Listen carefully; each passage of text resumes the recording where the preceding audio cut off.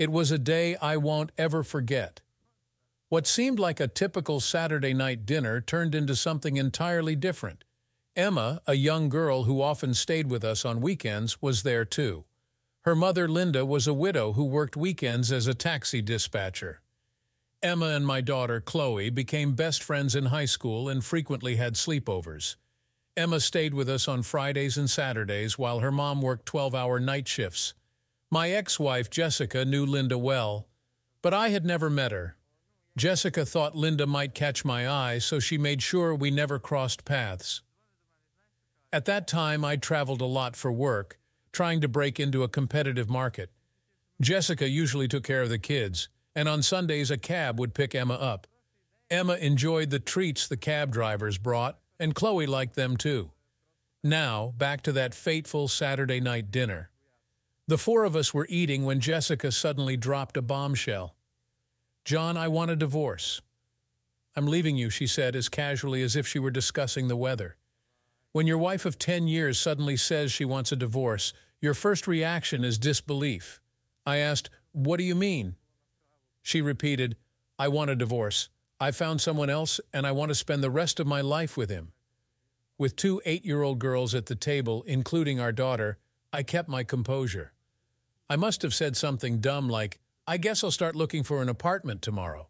Jessica replied, "No, you'll keep the house. You'll need it for Chloe." I stopped pretending to eat and stared at Jessica. "We're going on a trip around the world, and Chloe can't miss her schoolwork," she added, not even looking up. "You've got to be kidding me," I replied, louder than I intended, trying to stay calm for the girls. Jessica probably chose this moment because she knew I'd hold back in front of the children. "I want to see the world while I'm still young enough to enjoy it," she said, oblivious to the irony. When we first met, I had a passion for traveling. I planned to travel the world after finishing my engineering degree. Jessica and I talked about seeing the Grand Canyon, the Rocky Mountains, Ayers Rock, and New Zealand, but Jessica wanted kids first. She said she wanted to travel while she was still young enough to enjoy it. Irony, or what? I thought I understood Jessica's position. Her parents were old when she was born, so she wanted to travel the world once the kids were grown. Apparently, she changed her mind. Taking care of Chloe wasn't as fun as she thought. The pregnancy and birth were difficult, and she dropped the idea of having more kids without much discussion. I nearly broke down, but couldn't laugh out loud. Instead, I got up and started pruning the roses in the garden. After a while, I noticed Emma and Chloe quietly helping. "Watch out for thorns, girls. You're not wearing gardening gloves," I warned. "Well, be careful, Dad," Chloe replied. "What's your mom doing?" I asked. "She's upstairs packing," Chloe said calmly. I was furious but didn't want to destroy the roses. I watched the girls and resisted the urge to confront Jessica. How could any mother, especially my wife, do this to her child? "Sorry, Chloe," I said. "Why, Daddy? You didn't leave us." "Mom did," she replied. "Most kids at school have dads who left. I'd rather stay with a dad who loves me than a mom who—" She didn't finish, and I still wonder what she meant. Jessica always seemed to be a loving mother. Was I blind to something? I realized the girls were holding hands and working together on the same rose bush.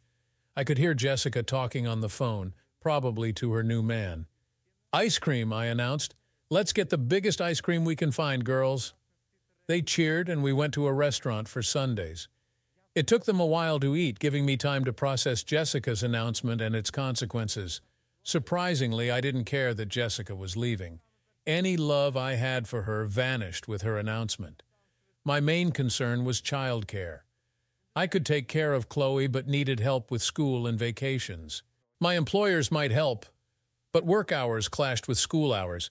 I realized Emma's mother would have her own problems while I managed mine. I thought I would have to call my sister Lisa later to explain the situation.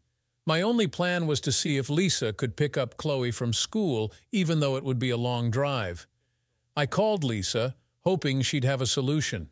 "What did she do?" Lisa shouted when I briefly explained Jessica's statement, trying not to go into details in front of the girls. I realized I knew very little about Jessica's affair. "Lisa, Jessica ran off with some guy and left us." "Who? What guy?" Lisa demanded. "I have no idea, just some Casanova, I guess." His name is Brad, said Chloe. Has a library customer, added Emma. Jessica had been working part-time at the library. I repeated their words to Lisa. My problem is, I don't know how to handle picking up Chloe from school every day. I can drop her off in the mornings, but I can't finish work by 2:30. It's okay, Daddy. Emma's mom is picking me up, Chloe said. It wouldn't be fair to ask her to do that every day, I replied. Oh, that won't be a problem. We've thought of everything, Chloe explained. Emma will stay with us on weekends, and will stay with Emma and her mom during the week on Mondays. Rachel's mom will pick us up from school, Emma said. My sister Lisa overheard and chimed in, John, that sounds like a great idea. Have you talked to her about it? No. I've never met Emma's mom. I don't know if she'd agree to it, I admitted. The cab driver has been asking my mom to work Sundays, Emma added. Mom said she could make more money, but she didn't want to impose on Chloe's mom. The kids have figured it out for you, Lisa noted. What does Emma's mom look like? I really have no idea. We've never met, I replied. Well, you'd better go talk to her soon and see if she's okay with the plan, Lisa suggested. She then asked, Has Jessica moved out yet? I have no clue. We're at a restaurant. I think she was packing when we left, I said. Get some new door locks while you're in town. Call me if you need anything tonight. Mike and I can come over if you want, but we'd have to bring the kids, Lisa offered. Thank you, Lisa, but I don't think it will be necessary. The help I need is right here with me, I said, nodding towards Chloe and Emma, who smiled at each other and then at me. Lisa wasn't surprised or upset that Jessica was leaving. They were never close. After finishing our ice cream, we headed back to the car. I needed to let Emma's mom know I'd be the only adult with the girls that evening and make sure she was okay with it. With all the strange people these days, it was important. I pulled up outside the cab office and went inside, leaving the girls in the car. I'm John Smith. I'm looking for Emma's mom, I said to the cabbie behind the counter, vaguely remembering him from a Sunday pickup. Oddly, I didn't know Emma's mom's real name. We always called her Emma's mom, and Emma called her mom. The cabbie gestured to a door marked Ladies Only with a paper reading Linda's office. The other cab drivers in the office went silent, focusing on the TV. After what felt like an eternity, Linda emerged. She was stunning, dressed simply in tight jeans and a blouse, yet looking like a runway model. Linda, there's a guy here to see you, said the cabbie. Hi, John, is something wrong? She asked, smiling but looking slightly concerned. Yeah, no, well, maybe, I replied nervously. Emma is fine, I just need to talk privately. The cab drivers began to leave, but Linda told them to stay, and we went outside. What's up, John? You don't look too good, Linda said, noticing the girls in the car and waving. Jessica left me, I stammered. It was strange talking to Linda for the first time, especially since she recognized me. My God, poor thing, she reacted. Then she asked, Does this mean we have a childcare problem tonight? No, Linda, I just wanted to let you know I'll be watching the kids alone tonight. We've never met, and I thought you should know, I explained. Not so much. Emma talks about you all the time. She treats you like a surrogate father and has a picture of you next to her bed, Linda said. Oh my God, where did she get that? I asked. Chloe gave it to her, I guess, Linda replied. Do you want me to take the day off and take the girls? No, I just wanted you to know I'm fine looking after Emma, I said. I'm sure Emma couldn't be in better hands, John, she said, taking my hand. I'll come and get Emma in the morning. No, you need to get some sleep. Maybe stop by tomorrow so we can discuss the future. If you want, I can bring Emma home, I suggested. Oh, yes, the future, Linda replied, looking concerned. Don't worry, we can work something out. The girls have plenty of ideas. I smiled. Linda seemed relieved. Thank you. Yes, I guess that's the way it is. I'll see you tomorrow night. Don't worry about Emma. She's wonderful, Linda said. Linda kissed the girls good night and told them to behave. When we pulled up to the house, an unfamiliar car was parked in the driveway. Jessica got out as I pulled to the curb. Where have you been? I've been waiting for hours, Jessica demanded before curtly informing us she was leaving. Despite the earlier bombshell, her behavior was unrecognizable to me. If that's who I think it is, tell him to move his car before I do it for him, I snapped, annoyed that she had her new guy there. Jessica gestured, and the Jaguar roared to life, moving across the street. Ignoring her, I reversed into the spot where the Jaguar had been. Jessica complained I almost hit her. "Oh, you're still here? I thought you left." I lied and headed to the front door. "Aren't you taking your car?" I asked, noting her Nissan was empty while the Jaguar was packed. "No point. Sell it." "We're flying out on Wednesday," she replied. "Where do I send the divorce papers?" I thought, but she preempted me. "Ronnie's lawyer's address is on the kitchen table," she said curtly, then spoke to Chloe and Emma. I didn't wait to hear the conversation and went inside with the girls following. They high-fived each other, but I ignored it. We watched TV for a while, then I sent the girls to bed. They went without argument, which was a first for Chloe. I had a couple of whiskeys to help me sleep. Sunday morning, I woke to the smell of frying bacon. For a moment, I forgot Jessica had left and thought she was making breakfast.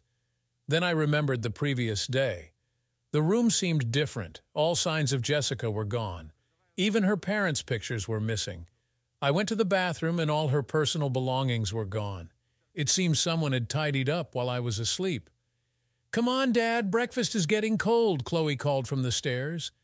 In the kitchen, the girls had set the table and insisted I sit while they served breakfast fries, orange juice, and coffee like in a hotel. They had cornflakes, juice, and tea for themselves. I praised their cooking and they beamed with pride. Lisa, Mike, and their kids arrived just as we were finishing up. The calm was disrupted, but the girls quickly served coffee to Lisa and Mike.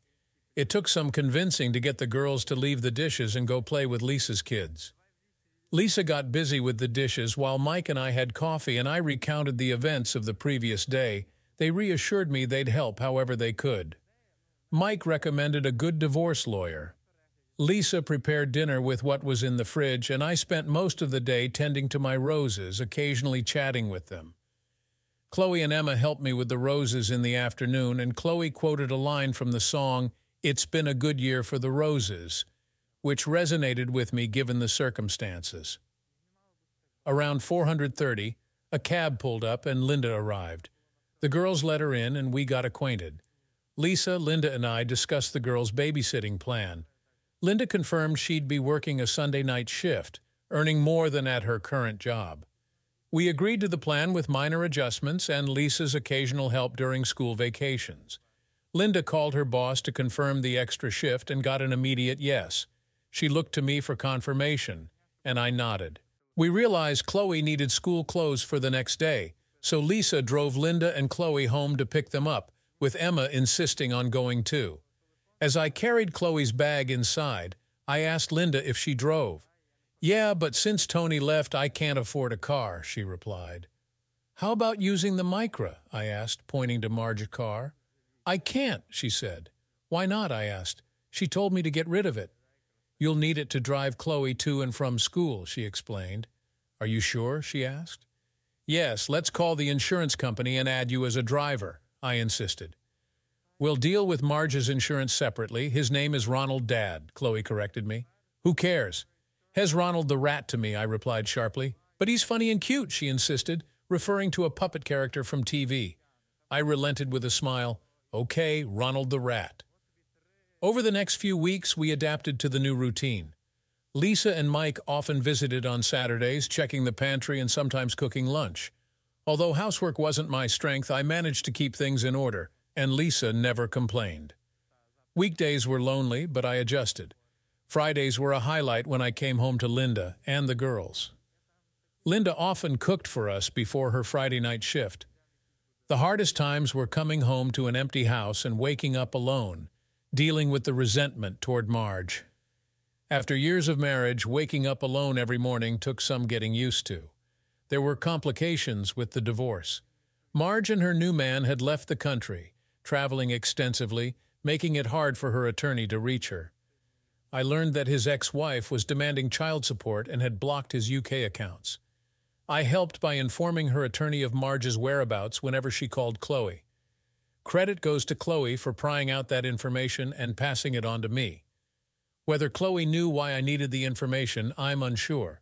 The difficulties Marge's attorney faced worked in my favor. At a court hearing, Marge's solicitor asked for another adjournment, claiming he was waiting to hear from her. The judge, frustrated, asked if I knew where Marge was. "I'm sorry, sir," I replied, standing up. "I haven't spoken to my wife since she left us. I didn't mention Marge's calls to Chloe every 3 weeks because the judge didn't ask about that." The judge noted Marge's unreasonable behavior for not communicating with her attorney and suggested I had grounds for desertion. He granted my divorce and gave me full custody of Chloe.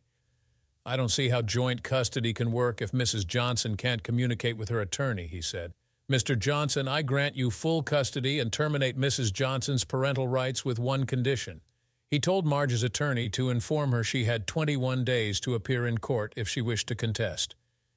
The judge then addressed me again. "It surprises me you haven't demanded child support from your wife. Frankly, Your Honor, I don't see much chance of collecting it unless Marge returns to the country," I replied. The judge ordered a nominal, 100 monthly support, doubting I would ever receive it but setting a precedent. He advised my legal representatives to verify any assets Marge might have in the UK. I walked out of court as a single man with full custody of Chloe and rights to any property Marge had in the country. I never bothered to look for it. On Monday, I noticed an international call on the log from the day before, likely from Marge. Neither Chloe nor Emma mentioned the call or Marge's location, which was unusual. I figured it out but didn't dwell on it, focusing instead on our new routine. As time went on, Marge's calls to Chloe became less frequent. I wasn't surprised. They were one-sided, aside from Chloe's subtle inquiries about Marge's location.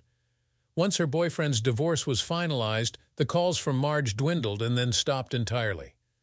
Chloe and Emma seemed to know about it, likely from school gossip.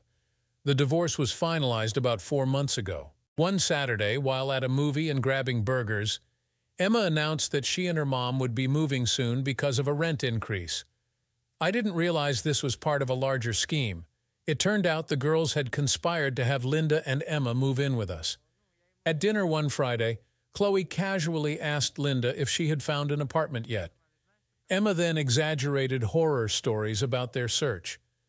Chloe suggested we had a spare room and that they should move in with us. I thought Chloe's idea made sense. It would save Linda from paying rent and cut down on our running around. I looked to Linda for her thoughts, but she avoided eye contact. I didn't want to reject the idea outright or put Linda in an awkward position, so I tried to be diplomatic. "Well, sometimes people might get the wrong idea about a man and woman living together," I said cautiously. Linda laughed. "Geez, Pete, you sound like a prude. I was just thinking of your reputation." "My reputation? You're kidding me. People in my apartment complex already spread rumors because I'm away every weekend and drive a new car. They think I'm up to something shady." "You're kidding," I said, surprised. "No. They even wrote to my landlord about it. I told them I work at a cab company, but the rumors persist. You need to get out of there." "I know, but finding an affordable apartment is tough." "What about Chloe's idea? There's plenty of room." "Yeah, you're right. Without the girls, this place feels like a morgue. And you're not a bad cook. Should I take that as a compliment?" "Yes, the room is yours if you want it, Linda." The girls seemed excited. "We'll need to discuss rent," Linda suggested. "No need. I don't like housekeeping, and you're a better cook. Maybe you handle cooking here?" "It'll cover utilities and housekeeping," I offered. "Well, discuss that later. Are you sure you want us to move in?" "If you're inviting us, then yes, we'd love to." "Then it's settled." "When do you want to move in?" "Well, our apartment is furnished." "Don't worry. Most of my things can be thrown away. I sold the good stuff years ago after Tony left when I needed money. So we agreed, and Linda and Emma moved in with Chloe and me. "What happened?" I asked Linda, but her look told me she'd explain later when the kids weren't around.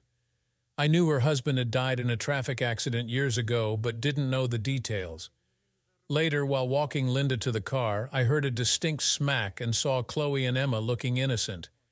Linda and Emma moved in the following week. Most of Linda's furniture was discarded, but some items made it into the house, with others stored in the garage. Her TV and music center ended up in the girls' room.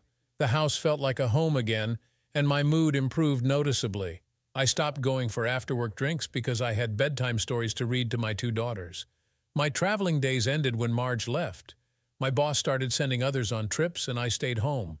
Shortly after Linda moved in, I began to fall for her, though I tried to hide it. Linda, a year younger than me, always looked immaculate and had a great sense of humor. She never resented the girls or me and even tolerated my quirks. I realized I loved her from the moment I met her. Lisa noticed first. That Christmas, while setting the table, she asked, "Have you told Linda yet?" "Told her what?" I asked, feigning ignorance. "That you're in love with her, you fool," Lisa said. "Don't be silly, Lisa. Pete, I can read you like a book. You're more smitten with Linda than you ever were with Stephanie Mathers. Stephanie Mathers was my high school crush who broke my heart. Lisa and her friends had helped me forget her. I'm attached to Linda, but I don't want to upset the balance. Peter, she likes you as much as you like her. You two act like school kids in love. What do you mean? You both avoid touching each other. Either you hate each other, which I doubt, or you're in love. So you think Linda likes me?" "Yes, Pete. She's as smitten as you are. Even the girls see it." "What should I do? Tell her how you feel. You've charmed women before." Marge was different. "You never liked Marge, did you?" "No, I didn't trust her. She had you wrapped around her finger. But those two little girls love you, which I never thought Marge did. Marge loved me when we married. Think what you want, Pete. Now there's a woman in the kitchen who loves you. Find a way to melt the ice." Just as our conversation started, Linda walked in to check on dinner preparations, forcing Lisa and me to change the subject. During dinner, Lisa kept giving me meaningful looks and shared a private joke with Chloe and Emma.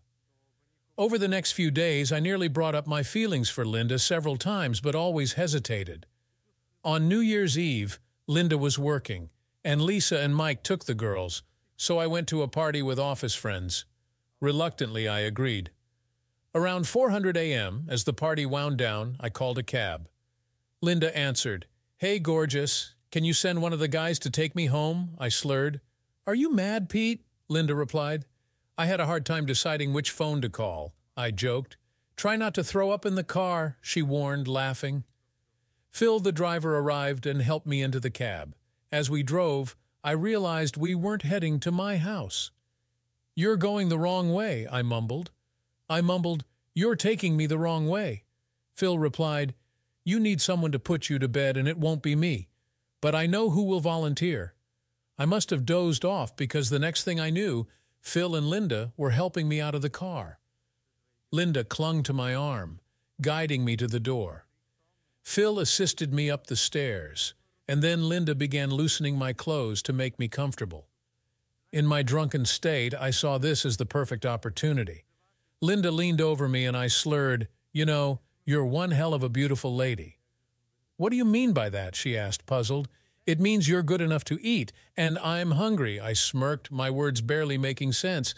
"How much have you had to drink?" she asked, concerned. "Not enough," I muttered.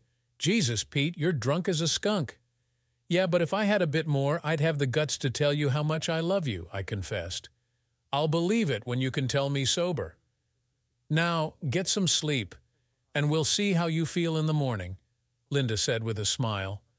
She stood to leave, but I grabbed her arm, gently pulling her onto the bed beside me. She didn't try to get up, and I soon drifted off. The next morning, the sunlight pouring in made my hangover even worse. I was disappointed to find that Linda was no longer beside me. I tried to lift my head and groaned in pain. "Here, have a drink," I heard Linda's voice behind me. "What is it?" I asked, shielding my eyes from the light. "It can't be poison until you marry me." "I need life insurance on you first," she joked. "How do you know I won't bump you off first?" I replied, trying to be witty. "You can't. You have 2 daughters to look after," she said with a smirk. "One of them is yours," I reminded her. "They think of themselves as sisters and see you as their dad," she noted. "And you're like Chloe's mom now." "She's called me Mom several times recently," I added. "I hadn't noticed," she said, surprised. "And Emma's been calling me Dad for a month now," I informed her. "Really? Did she?" she asked, astonished. "Yes, even Lisa and Mike noticed," I confirmed. "Did you discuss it with Lisa on Christmas?" she inquired. "I talked a lot with Lisa," I replied. "Is she already planning her wedding outfit?" I joked, despite my hangover. Linda sat holding the drink she prepared for me, looking confused. "So, "Are you going to marry me or not?" I asked, breaking the silence. "You didn't ask me," she pointed out. "I wanted to know your answer before I asked." "It's less embarrassing if I get rejected," I explained. Well, you wouldn't look foolish if you asked," she replied thoughtfully. "But," I prompted, "but I have a confession. I'm not a widow. Tony's not dead." "Legally, I was never married to him," she revealed. "I'm confused," I admitted. "Tony was a bigamist. He was already married when he married me, so our marriage is null and void," she explained. "Wow, so you're not a widow and never married," I clarified. "Yes, it's easier to tell everyone I'm a widow," she admitted. "In that case, would you do me the honor of—" I started, but we got distracted and spent the next hour kissing and hugging, almost forgetting my headache. By the time Mike brought the girls home at 3:00 p.m., Linda and I were in the kitchen planning how to tell the girls. They seemed to understand immediately, likely because Linda was almost sitting on my lap. They hugged us both, and when Mike entered, he said, "Congratulations." We set a date for mid-February and planned a modest celebration. Though the girls wanted something more extravagant, we settled on a medium-sized event with the wedding at the registry office and a small reception afterward. Neither of us had many living relatives, and the registry office avoided the complications of public announcements, keeping things simple for Linda, who was supposed to be a widow. After Mike went home, Linda had the delicate task of submitting her resignation to the taxi company supervisor. She wouldn't work night shifts due to personal preferences, which irritated me because I disliked sleeping alone. We decided to sleep in separate bedrooms until the wedding to set a good example for the girls regarding extramarital relations. Still, I developed the habit of coming home for long lunches once the girls were back in school, significantly improving my mood. The following weekend, Linda worked her last shifts at the taxi depot, bringing home numerous flowers and chocolates from her colleagues. That Sunday night, several drivers and their wives invited us for dinner and fun at a local pub, making cabs scarce in town. The wedding arrived quickly and went smoothly. Our girls were perfect bridesmaids, and Linda looked stunning. We spent one night in the honeymoon suite at the luxury hotel where we held the reception while Lisa and Mike took the girls home. Our plan was to spend most of the school summer vacation traveling with the girls. That first year, we spent 5 weeks driving around Florida and the Caribbean. We explored Southern California, taking in all the sights. A week or two after our wedding, I noticed something was amiss when I returned from work. The girls seemed cheerful, but Linda appeared troubled. Once the girls were tucked into bed, she shared her concerns. "Does Emma know Tony isn't dead?" Linda asked, catching me off guard, since we never discussed it around the kids. Linda explained that the girls often hid pictures of Marjorie and Tony in their drawers. When asked why, Emma had said, "They don't need us. We don't want to look at their pictures." Emma knew her father hadn't died in an accident, but had run away, although she didn't know the full story. Linda decided not to explain further, avoiding the topic of Emma's illegitimacy. Surprisingly, Emma wasn't bothered by the truth, which seemed to strengthen the bond between the girls. Linda turned out to be an incredible wife and mother. She was patient with the kids and me, even when things got chaotic. Despite my flaws, Linda never mentioned them and had a great sense of humor, often teasing me playfully. Our nights, though sometimes exhausting, were filled with love and laughter. By early summer, Marjorie's calls to Chloe had almost stopped. Chloe, upset with her mother, became more persistent when Marjorie did call. Linda and I had to reprimand her for calling Linda new mommy during these conversations. Chloe then switched tactics, talking about our family activities and referring to Linda as Dad's wife and Emma as my sister. We discussed Chloe's behavior but realized we couldn't control every word she used. Marjorie had to face the consequences of her actions. Before our vacation ended, Chloe and Emma began asking if we were truly their parents. They left printouts about adoption procedures around the house, hinting at Linda adopting Chloe and me adopting Emma. They even found forms for changing Emma's last name to Thomas. After discussing it, Linda and I decided to pursue both adoptions. Though absent, Rachel's biological father still had legal rights, so our attorney from my divorce case handled the process. It took over a year, but we eventually terminated Tony's parental rights and completed the adoptions. Coincidentally, the same judge from my divorce case presided over Tony's termination. Legally, we became Mr. and Mrs. Thomas with our daughters Chloe and Emma. We considered having more children but decided against it. After our marriage, I got a promotion with a bigger salary and more responsibilities. Our summer trips became a tradition, making up for my earlier lack of travel. In our second year, we spent 5 weeks in Europe, the third year in India and Sri Lanka, and the fourth in Australia and New Zealand. By the fifth summer, Chloe and Emma, both 14, documented our travels with video cameras. We planned a trip to Canada, the northern U.S., and Alaska, with the girls deeply involved in the planning. 2 years after our marriage, Marjorie started sending us Christmas cards, though we couldn't reciprocate because they lacked a return address. The cards had Canadian stamps, suggesting Marjorie and Ronald had settled there. Marjorie was rarely mentioned, and she hadn't called Chloe in years, so no one brought it up. Our master plan for the extended summer vacation changed when the girls pointed out that we couldn't visit all the desired locations within the given time. Even after significant cuts, we decided to split our trip, focusing on the West that summer and saving the East for another year. We arrived in Winnipeg on an Air Canada flight in late June, spending a day or two exploring the city's historic sites. From Manitoba, we drove west to Saskatchewan, then south through the Dakotas, Nebraska, and Kansas before heading west and north again through Colorado and Wyoming. We stayed at a dude ranch where the horses were enjoyable to ride, but I preferred English saddles over Western ones, feeling less confident about getting out of them if something went wrong. There are 2 theories about riding horses or motorcycles: stay with it and hope to regain control, or back off and hope to fall safely. The idea of being on a horse or motorcycle with a spinning rear wheel has never appealed to me. We eventually entered Montana and stopped in a town I'd always wanted to visit, likely read about in some Western. After checking into a motel, we headed to a nearby diner. The diner was crowded and noisy, but suddenly there was a loud crash followed by silence as a waitress dropped a tray of food. Linda and I, like everyone else, turned to see who had dropped the tray.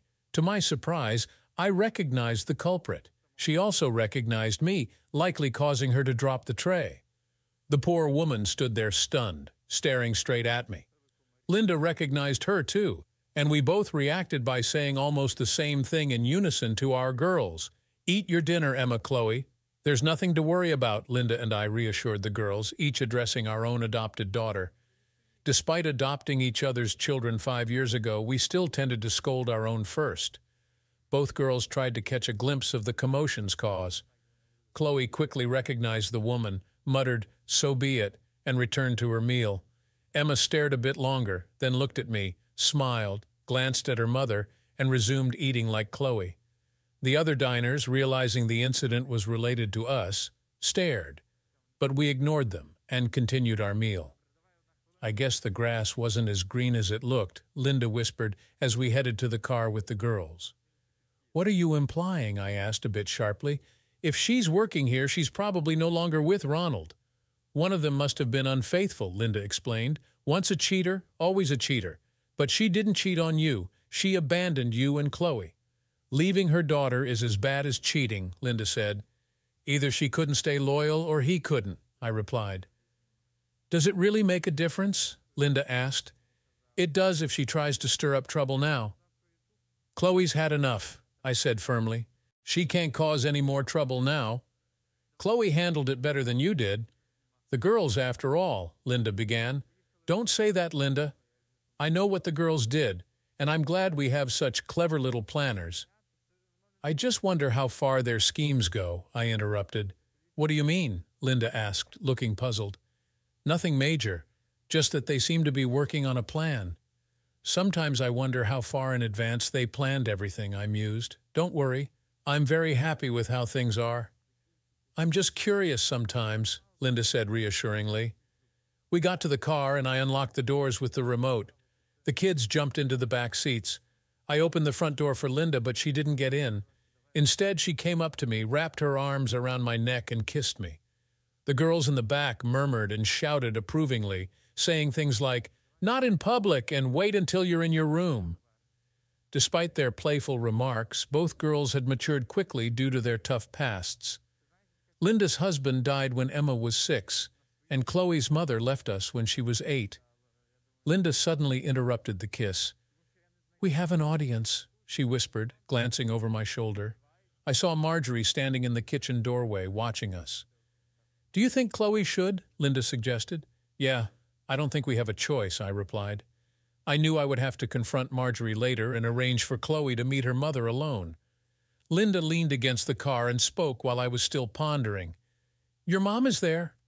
"I think you should go see her," Linda told Chloe. "Do I have to?" Chloe replied. "She is your mother." "You might regret not seeing her years from now," Linda said. Chloe shrugged and reluctantly got out of the car. "I don't want to see her. Maybe Emma will come with me." "No, we'll be right here," Linda assured her. Chloe, hesitantly and glancing back at us, walked toward her mother, stopping about 10 feet away. Marjorie said something we couldn't hear and took a step forward, but Chloe immediately stepped back. It was frustrating not hearing their conversation, though it seemed Chloe did most of the talking. Whenever Marjorie moved closer, Chloe retreated. "This isn't good," muttered Linda. "Apparently not," I replied. Chloe soon turned and ran back to the car, jumped in, slammed the door, and buckled her seatbelt.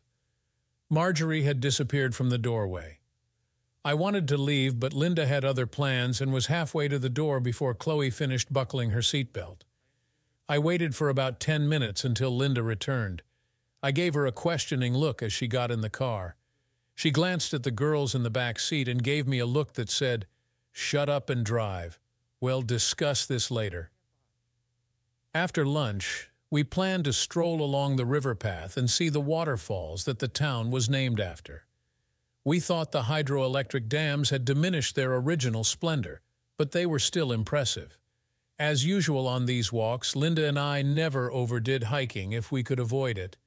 The two girls went ahead, giving Linda and me a chance to talk. "So, what did she say?" "She left her 2 years ago for some waitress in this town, just as we suspected. But I wonder why she didn't go back to the UK, Linda said. "He left her with the motel bill. The motel needed help in the restaurant, so she stayed to work it off. She's sharing a room with another woman. They both work in the restaurant during the day and serve drinks at the bar at night," Linda explained. "Sounds like a fun life. What else is she supposed to do, Linda? Get herself picked up every night by some barfly, I suppose? No need to be mean, Peter. Marjorie made a mistake, and now she's paying for it. Anyway, you'll meet her when she finishes work at the restaurant at 6. She only has a couple of hours before her bar shift, so you can chat while I take the kids out for a bite," Linda suggested. "What the hell am I supposed to tell her?" I asked, exasperated. "You need to finish this, Peter. No matter what you believe, you need to sit down and talk to her. Remember, she's Chloe's mother. Do you think she remembered that?" I asked. "Marjorie said the same thing," Linda advised, her tone calm but firm. "Peter, she regrets her actions and wants to apologize to Chloe and you, but I don't think Chloe is ready to accept that yet. That was clear at lunch, but in time I'm sure she will. We just have to make sure we don't lose her again," Linda continued, her voice gentle. "Are you being magnanimous about all this considering what Tony did to you?" I asked, skeptical. "Pete, is there any point in going through life with hate? What Tony did to me was worse than what Marjorie did to you or Chloe. For a while I hated him and the other women," Linda admitted. "He tricked us all into marrying him. One day we were all sitting in the police station waiting room, and I realized we were all in the same boat. We were all duped, and it wasn't our fault. So we became friends. Tony? What's the point of cursing that fool? If he shows up, I'll report him to the police, but I'm not wasting my time hating him. I have more important people to care about," Linda said with conviction, pulling me close and kissing my cheek. "Besides, think about it. If Marjorie hadn't run off with what's-his-name, where would we be now?" "Good point, Linda," I conceded. "I know, my love." "We'd better hurry, it's almost 400, she said, glancing at the clock. I waited in the restaurant parking lot when Marjorie finished her shift. She came out with another woman, a very dark-haired lady who scrutinized me before heading her way. Marjorie looked nervous, a far cry from the confident woman I remembered from years ago. She still looked quite attractive, though. "Hi, Peter. Thanks for coming," Marjorie greeted me, her voice tentative. "The bar must be quiet now. Why don't we go there and talk?" I suggested. Without responding, I gestured for her to lead the way. I followed Marjorie to a booth at the back of the bar. It was clear we were expected. I noticed the dark-haired woman behind the bar talking to the bartender. All the booths near ours were empty.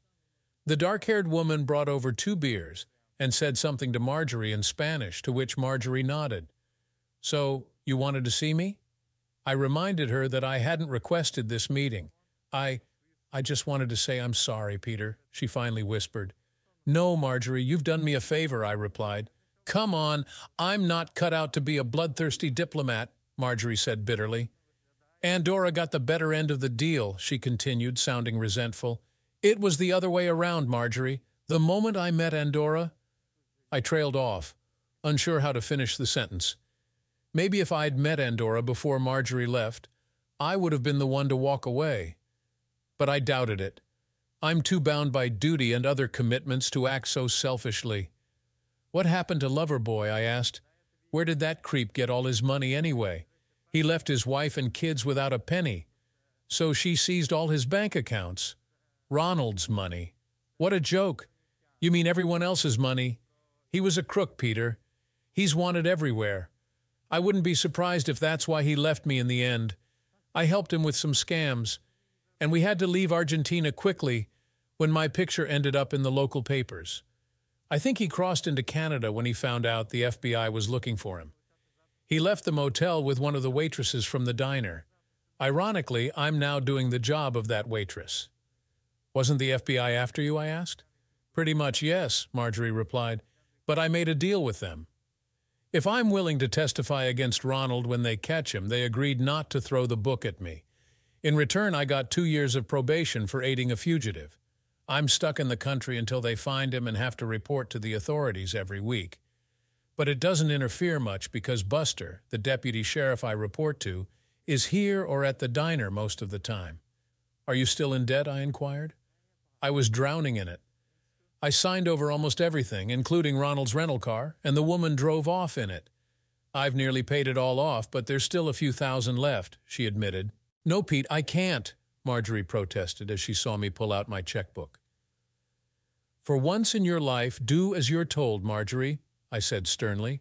"I'll write this for 5,000, about 10000. That should get you out of debt and give you a bit of a cushion. If you decide to return to the UK when they catch him, we'll help you find a place and get settled. But don't think this gives you the right to interfere with our family. You know the courts have stripped you of all parental rights to Chloe, don't you?" "She made that clear to me this morning," Marjorie confirmed. "Oh, I'm sorry. That's not why we sent her," I explained. "I realized that when Linda walked into the kitchen, Pete. I was stupid. I never meant to hurt you and Chloe like that.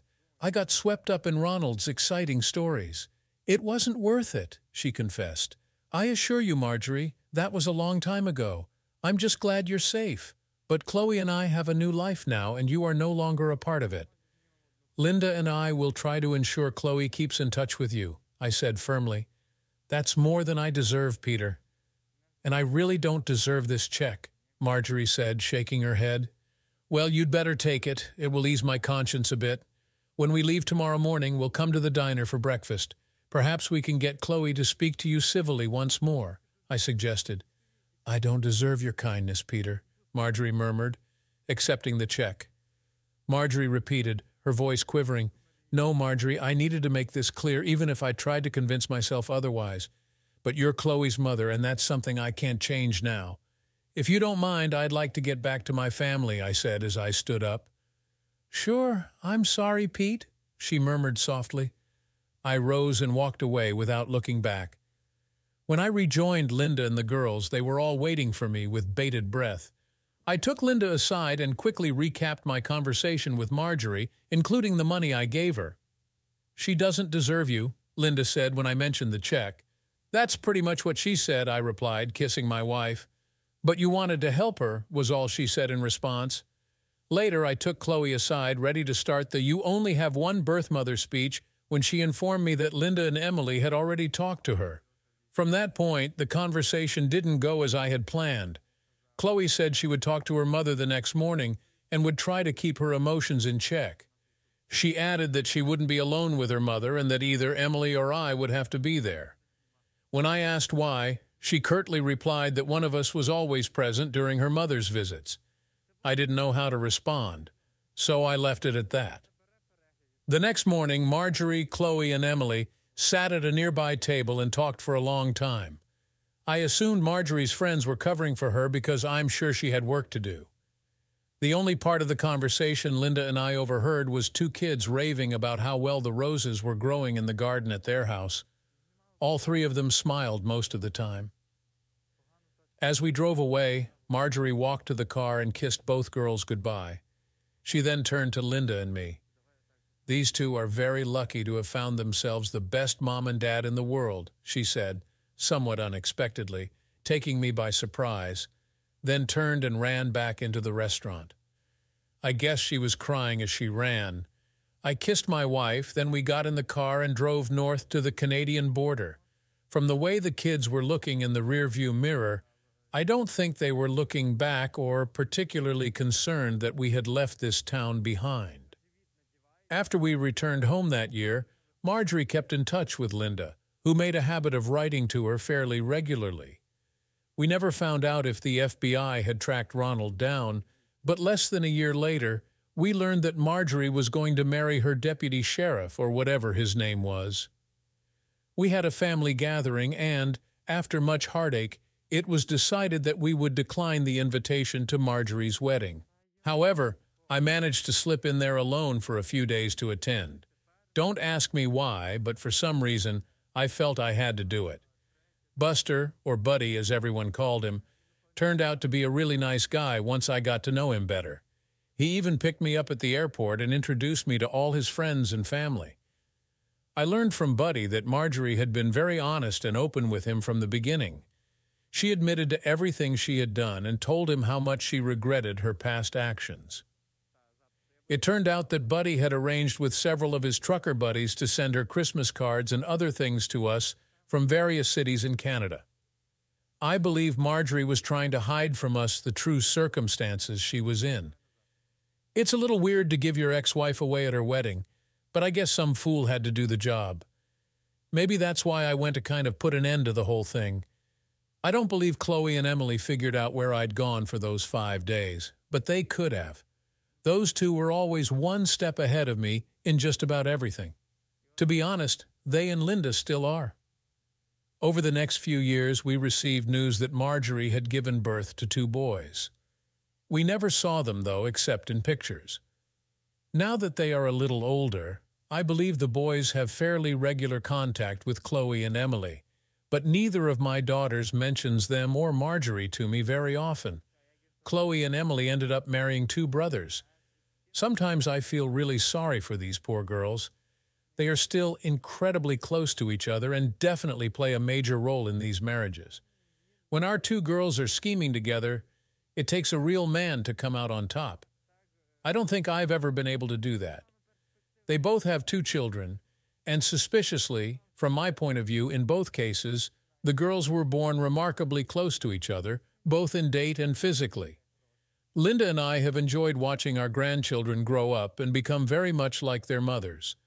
I retired as managing director last year, and Linda and I are now enjoying an 8-month round-the-world trip. We've been pondering whether we'll find somewhere we'll want to settle down, but to be honest, I think our daughters and their families will pull us home to the UK again. We haven't sold the house the girls wouldn't let us because of the roses. God knows how much time they spend there attending to it all, but we get regular reports.